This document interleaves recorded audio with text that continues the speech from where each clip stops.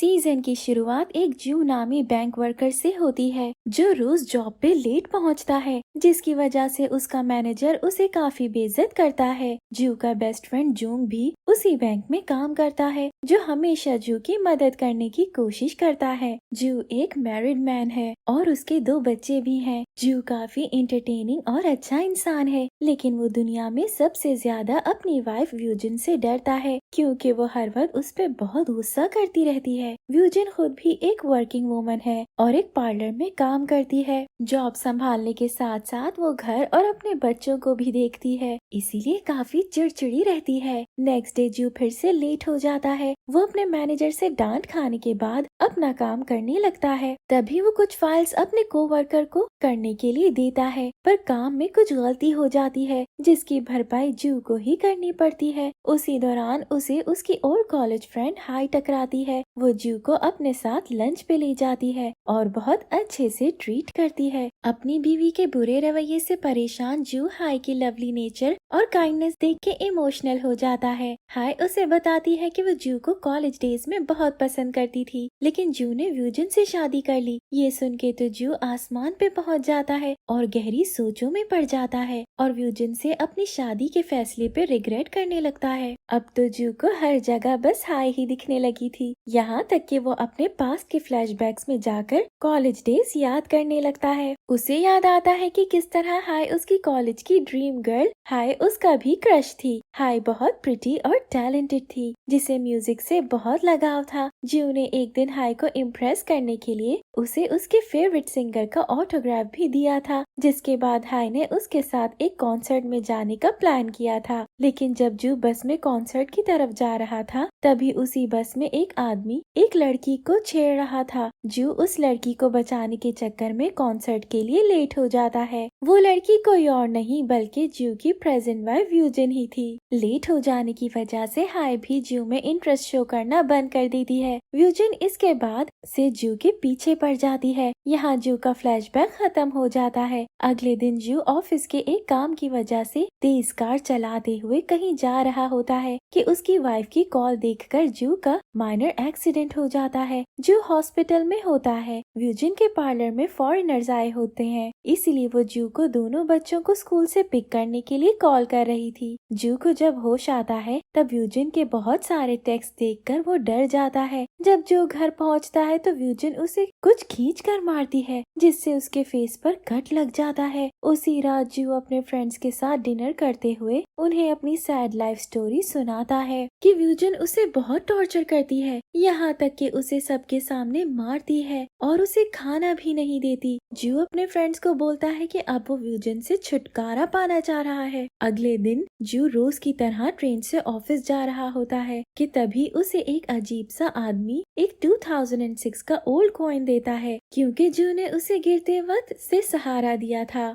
Office से वापसी पर जू को रास्ते पर एक अजीब सा टोल गेट दिखाई देता है। वो टोल गेट एक कॉइन से खुलना था। जू उसमें काफी अलग कॉइन्स डालता है, पर वो नहीं खुलता। जैसे ही जू उसमें ओल्ड मैन का दिया हुआ कॉइन डालता है, वो झट से खुल जाता है। जू को वो रास्ता कुछ अजीब लगने लगता है। जैसे ही वो आगे जाता है, रेडियो और गूगल मैप्स काम करना छोड़ देते हैं। जू एक पिंक होल में एंटर होता है। अगले ही सेकंड जब जू की आंख खुलती है, तो वो अपने आप को अपने ओल्ड रूम में पाता है, जहाँ उसका पुराना दोस्त और बहन भी मौजूद थे। जू समझता है कि वो एक ड्रीम देख रहा है, लेकिन उसकी नजर जैसे ही कैलेंडर पर पड़ती है तो उसमें डेट होती है जून 2006। जू हैरान रह जाता है, क्योंकि वो अपनी जिंदगी के 12 साल पीछे दोबारा आ गया है। वहाँ सब कुछ पहले जैसा होने लगता है। घबरा के जू का एक छोटा सा एक्सीडेंट हो जाता है। उसकी आंख जैसे ही दोबारा खुलती है, वो फिर से अपने प्रेजेंट 2018 में आ जाता है। वो अपनी वाइफ व्यूजिन से डे पूछता है तो उसे पता चलता है कि आज वेंसडे है और वो वहाँ फ्राइडे को गया था। इस इंसिडेंट से शॉक्ड होकर जू अपने दोस्त के साथ ऑफिस जा ही रहा होता है कि उसकी नजर उसके हाथ पर पड़ती है, जिसपे एक स्कार बना था। जू को नहीं पता होता कि वो स्कार कैसे आया। तभी उसका दोस्त उसे बोलता है कि वो हमेशा से उसके हाथ पर था। वो जू को कहता है कि तुम स्ट्रेस रिलीज करने के लिए दोबारा से वीडियो गेम्स खेलना शुरू कर दो।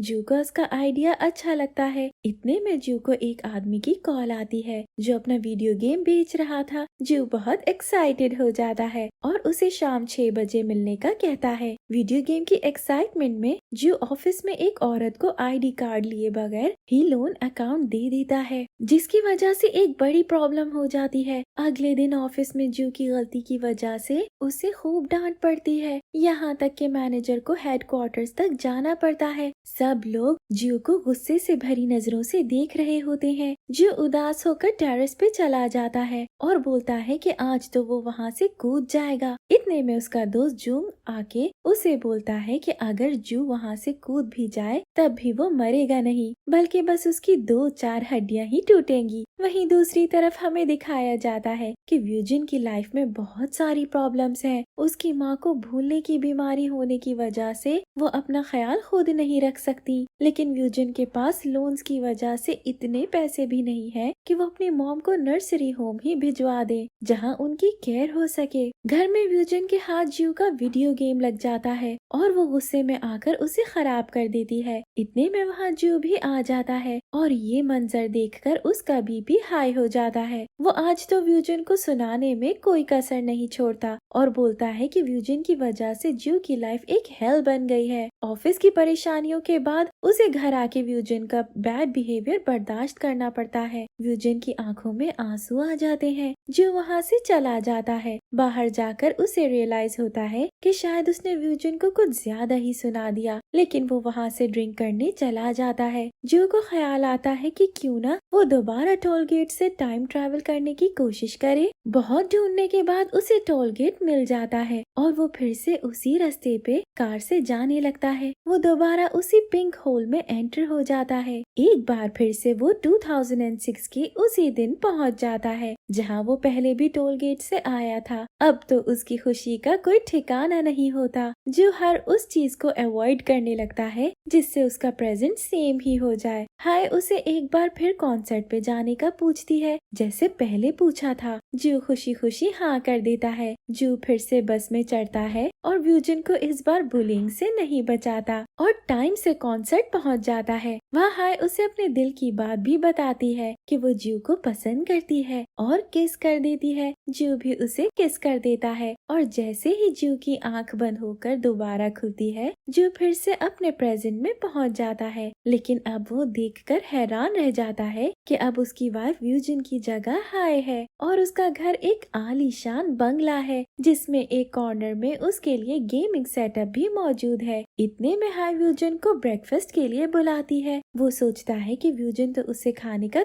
भी नहीं पूछती और हाय उसका ऐसा ख्याल कर रही है। उसका प्रेजेंट पूरी तरह से बदल चुका है। जो खुशी खुशी खाना खाकर ऑफिस के लिए जा रहा होता है कि पीछे से हाय उसे रोकती है और कहती है कि तुम कुछ भूल गए और हाय जू को गुड बाय किस देकर कीज देती है। यहाँ हम देखते हैं कि अब जू के पास एक लग्जरियस कार भी है। अगले सीन में हमें व्यूजिन को दिखाया जाता है जो अब बहुत ही प्रिटी और खुश लग रही थी। उसकी मॉम को अभी भी भूलने की बीमारी है, लेकिन अब व्यूजिन के पास इतने पैसे हैं कि वो अपनी माँ का अच्छे से ख्याल रखने के काबिल है। जू व्यूजिन को एक स्टोर पे टकराता है। जू उसे देखकर घबराहट में अपना फोन वहीं भूल जाता है। व्यूजिन वो फोन उठा लेती है और वहाँ एक एम्प्लॉय को दे देती है। जू जब ऑफिस जाता है तो उसे एक और झटका लगता है। व्यूजिन भी अब से उसी बैंक में काम करने आती है। मैनेजर सबसे व्यूजिन को इंट्रोड्यूस करवाता है। व्यूजिन जू को देख के बोलती है कि उसने जू को कहीं देखा है। फिर उसे याद आता है कि हाँ तुम्हारा फोन तो मैंने ही उठाकर एम्प्लॉय को दे दिया था और फिर स्माइल करने लगती है। जू जू को देखकर बोलता है कि तुम गर्ल से कैसे फ्लर्ट कर सकते हो, तुम्हारी एक बीवी है। जिसपे वो हंसकर ये जवाब देता है कि वो अभी तक बैचलर है। वहाँ हमें दिखाया जाता है कि जू के दूसरे ओल्ड कॉलेज फ्रेंड से जू की बहन की शादी हुई है और उनका एक बेबी भी है। जू को अब अंदाजा हो जाता है कि जू के साथ साथ उसके फ्रेंड्स का भी फ्यूचर और फेट चेंज हो चुका है। यहाँ जू के फ्रेंड्स उसे ये भी बोलते हैं कि तुम्हारे तो मजे हैं क्योंकि तुम हमारी बैंक के एक स्पेशल कस्टमर के दामाद हो। ये सुन के जू की आंखें फट जाती हैं। अब उसे ये भी पता चलता है कि हाय के फादर JK कंपनी के CEO हैं, तभी तो इनकी लाइफ इतनी लग्जूरियस है। जू जब घर पहुंचता है तो देखता है कि हाय शॉपिंग पर बहुत फजूल खर्च करके आई है और फ्रिज का काफी खाना खराब हो गया है। उसे एकदम से व्यूजन याद आ जाती है जो कोई खाना वेस्ट नहीं करती थी और ना ही खुद पे पैसे खर्च करती थी। जू हाय से बोलता है कि हमें मेरी मॉम को देखने जाना है, तो हाय उसे ये कह के मना कर देती है कि उनका घर तो बहुत छोटा है और हाय वहाँ कंफर्टेबल नहीं होती और हाय वहाँ से म्यूजिक एकेडमी चली जाती है जहाँ उसे एक मैन मिलता है जो उसकी काफी बहुत ज्यादा तारीफ कर रहा था, जिसे देख हाय अपनी वेडिंग रिंग छुपा लेती है ताकि उस मैन को ये ना पता चले कि हाय मैरिड है। वो दोनों एक दूसरे से नंबर्स एक्सचेंज करते हैं और हाय इस मैन के टेक्स्ट पे काफी ब्लश करने लगती है। वहाँ हमारा जू हर मुमकिन कोशिश करता है कि व्यूजन उस बैंक से जॉब छोड़कर चली जाए ताकि उसे रोज रोज देखकर जू को अपनी पुरानी लाइफ याद ना आए। व्यूजन भी डट जाती है कि वो वहीं काम करेगी। एक दिन काम के बाद सब कोलीग्स ड्रिंक पर जाते हैं। वहाँ जूंग व्यूजन से फ्लर्ट करने लगता है। ये सब जू गौर से देखते हुए अंदर से जेलसी फील करता है। व्यूजन के बाहर निकलने के बाद एक बाइक उसे टक्कर मारने वाली थी कि वहाँ आकर जू उसे बचा लेता है। व्यूजन ये देख के इमोशनल सी हो जाती है कि आखिर वो जू को लेकर ऐसा क्यों फील कर रही है। जू के पेरेंट्स उसके घर आते हैं लेकिन हाय उनकी टाइट बेइज्जती करती है, यहाँ तक कि वो बेचारे चले जाते हैं। जू जब हाय से उसके बुरे बिहेवियर की शिकायत करता है तो वो उल्टा जू को ही सुनाकर ये कह देती है कि तुम्हारे पास जो कुछ भी है मेरे पेरेंट्स का दिया हुआ है, तभी तुम इतनी लग्जूरियस लाइफ गुजार रहे हो। हाय जू को बोलती है कि अगर तुम्हें प्रॉब्लम है तो तुम वो वापस करके मुझे डिवोर्स दे दो। एक दिन जू को व्यूजन की मॉम देखकर उसे अपना दामाद बोलने लगती है। जू सोचता है कि कहीं इन्हें पास्ट का सब याद तो नहीं। तभी व्यूजन उसे बताती है कि उसकी मॉम को अल्जाइमर्स है। व्यूजन और जू खाना खाने जाते हैं। तभी जू को याद आता है कि व्यूजन को पहले भी इस रेस्टोरेंट की डिशेस बहुत पसंद थी। उसकी सारी यादें ताज़ा होने लगती हैं कि किस तरह उन दोनों ने एक दूसरे से प्रॉमिस किया था कि वो एक दूसरे का साथ हमेशा निभाएंगे, जिसमें उन दोनों से क्या कमी रह गई। व्यूजन को जूंग प्रपोज कर देता है जिसका जवाब देने के लिए वो थोड़ा वक्त मांगती है। अगले दिन व्यूजन और जूंग एक बैंक कॉन्फ्रेंस में जाते हैं। जू को ये बात अच्छी नहीं लगती और वो जेलस हो जाता है। कॉन्फ्रेंस से वापसी पर जूंग और व्यूजन साथ वॉक करके बात कर रहे होते हैं। इतने में जू इन दोनों को कॉल करता है जो